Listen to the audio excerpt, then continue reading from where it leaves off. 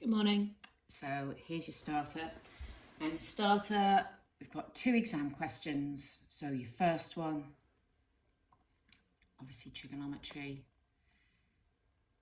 something that you did in year 12. And question 2, logs, year 12. So obviously thinking logs, going to be on your year 12 assessment. So if you'd like to pause the video, have a good go at those 2 questions. Okay, here are your mark schemes. So question 1, mark scheme, question 2.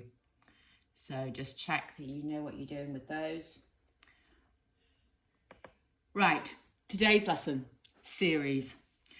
So the sum of the terms of a sequence up to a certain point is called a series. So there is a difference between a sequence and a series.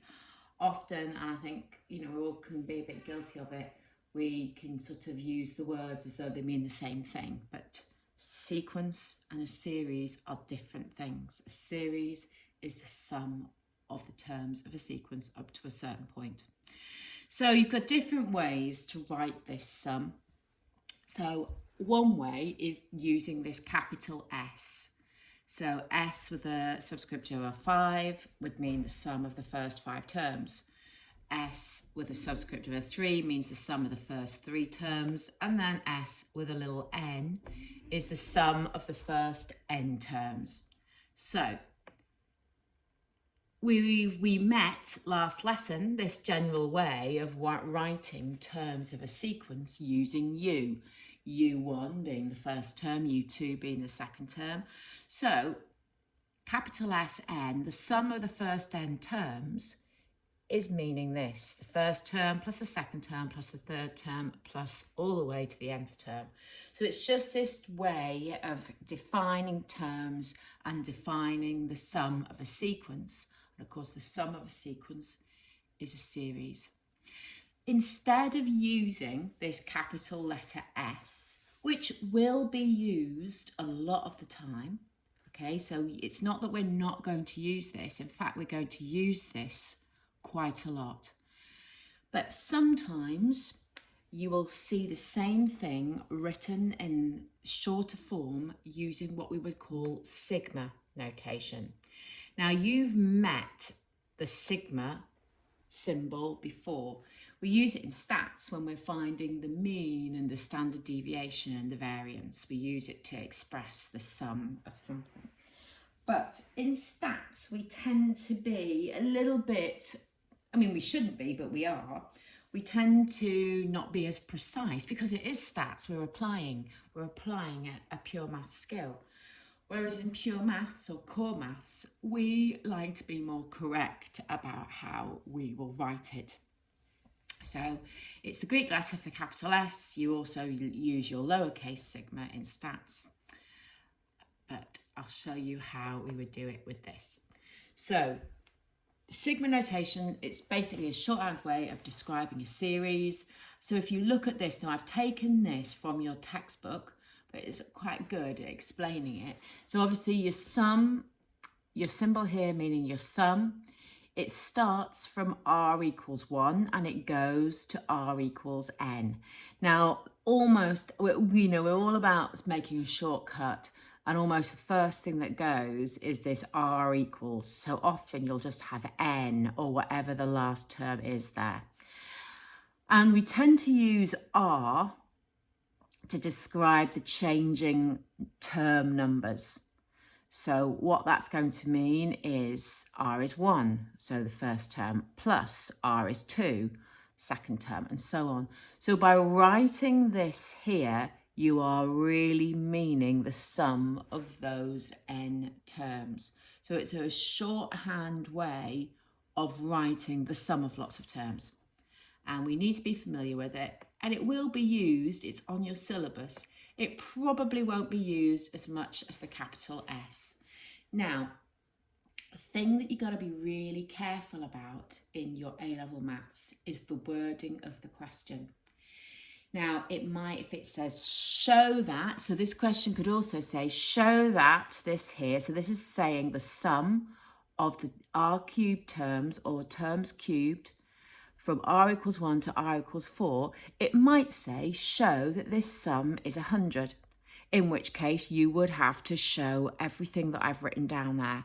Determine, again, you've got to show some evidence.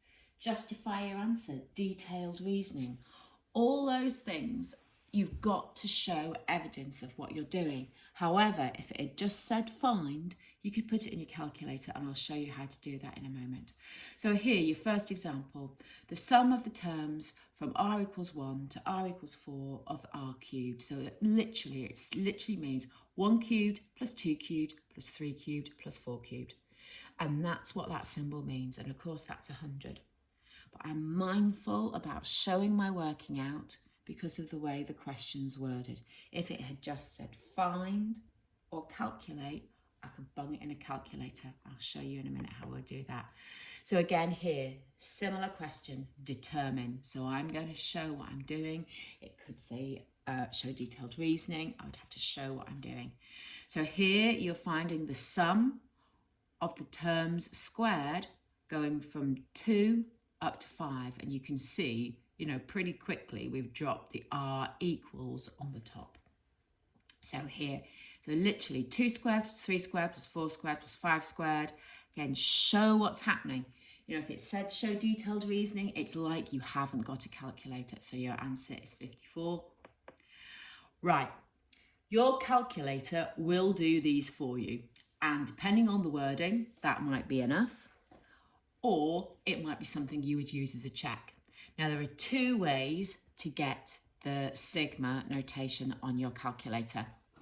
One way is if you're in Run, your main calculator bit, press Option on the calculator, then select Calc F6, which is the one below the little sort of arrow, and you will see this button as an option for you. Or, so slightly quicker, but for some reason I forget this one, run the math option, F6, and the sigma again. And what happens is when you press that sigma, you're going to get something that looks like this here. And I've even tried, I think that if you've got color calculator, I think those brackets are blue. So I've tried to make them blue so that they look a bit more like what your brackets will look like. So if it asked you to find, just find, not justify or determine or show detailed reasoning. If it asked you to find that, you could just bung it in your calculator. The issues are the n. Although some of you might out there now go and find me n on your calculator for putting it in. So I just replace that with x because I know where the x is. So that you use the x, which is on the button where you have x, theta and t. That's the x you would use. So you would get in there and you would get your x and it equals 2. That's your starting value. You scroll up and you get 5, and in there you've got x squared. And that will give you the answer. So obviously that's the answer, the question that we just did there. So that should hopefully give you 54. But again, that's acceptable only if the wording of the question says so. So a way of asking you to understand sigma is to get you to write a series using sigma. Now, the problem with this is really annoying to mark for examiners because there's so many ways that you could write this. So here you've got a series. You've got 1, 2, 3, 4, 5. You've got the sum of 5 terms. Now there are different ways for you to write it, and I've written a few here. So it's a little bit of an annoying question for markers, and also, it's good practice for you to do it, but you're going to have to check that you're getting, your version may be different to what they've got in the mark schemes, but it may still be right. So this first one here, obviously it's 1 over something, and I've gone from r equals 2 up to r equals 6. So 1 over 2 plus 1 over 3 plus 1 over 4 plus 1 over 5 plus 1 over 6. For me, that seems the simplest. Some people will want to start with r equals 1, and sometimes that might be really useful. It's going to be useful in things that we're going to be doing later this week and next week. So I've had to change my formula because my first term has to be a 2. So if I start with r equals 1, that's going to have to be 1 plus 1. So I could have written it that way. I could have written it that way. And so it goes on. So there's lots of different ways that you could use your sigma to express the sum there. Another thing they could ask you for understanding of sigma is something where you actually can't put it into your calculator. So they might want to add an algebraic element.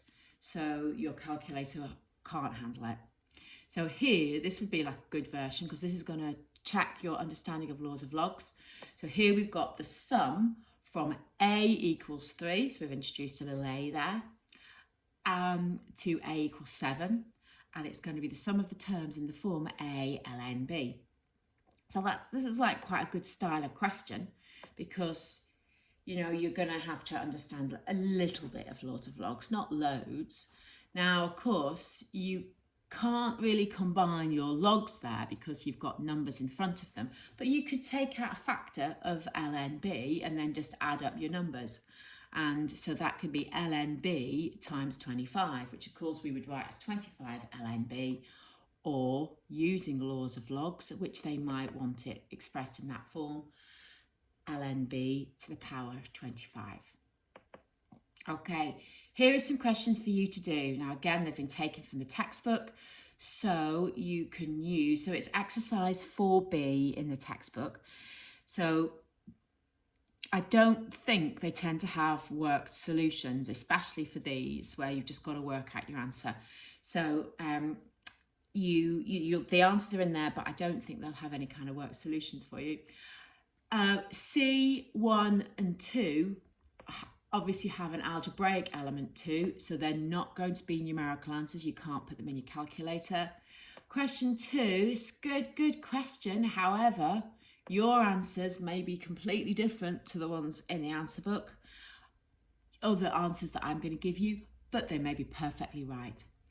Question 3, a good question. You're going to have to think about it. Okay, you're not going to be able to do it just by looking at it. You maybe have to write your sequence out to see what's going on. Question 4. Question 4, and then question 5, a bit more of an algebraic element, and it has specified how it wants you to give the answer, so a little bit of log laws there.